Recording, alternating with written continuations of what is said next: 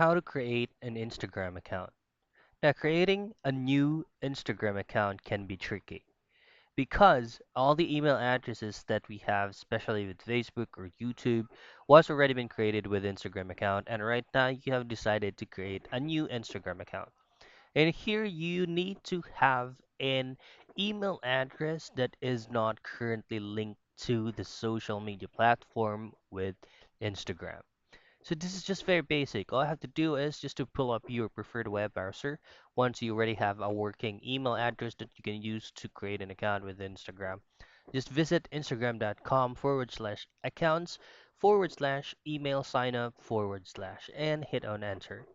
Then here, you do not need to use this one, but if you do have another or a new Facebook account that does not have a linked Instagram account yet, then you can still use it. But that's going to be the same account. But if you would like to use your new email addresses in here, you just have to input here password, full name, and username. And that's it. That's how you sign up. That's how you create an account or sign up with Instagram.